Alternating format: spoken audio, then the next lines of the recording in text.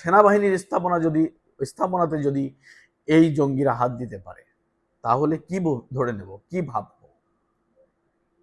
বন্ধুরা, আমি একটি কথাই বলবো, আমাদের আর এই দেশের কোনো আইন শৃঙ্খলা, প্রশাসন, সেনাবাহিনী, বিমান বাহিনী, নৌবাহিনীর প্রতি কোনো আশা নেই।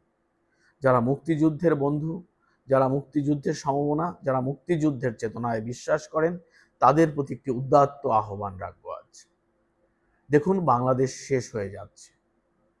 আপনারা যারা এই চেতনায় বিশ্বাস করেন, এই বাংলাদেশটাকে যারা মনে করেন 1971-এর 30 লক্ষ শহীদ এর রক্তে ভেজা বাংলাদেশ, 2 লক্ষ মামুনের ইজ্জতের বিনিময়ে অর্জিত বাংলাদেশ, তাহলে সেই বাংলাদেশকে রক্ষায় আজ আমাদের ঐক্যবদ্ধ হওয়ার বিকল্প নেই। আওয়ামী লীগ শুধু করেন যারা, তারাই শুধু নয়, যারা মুক্তিযুদ্ধের চেতনায় বিশ্বাস করেন, তাদের ঐক্যবদ্ধ হওয়ার সময় এসেছে।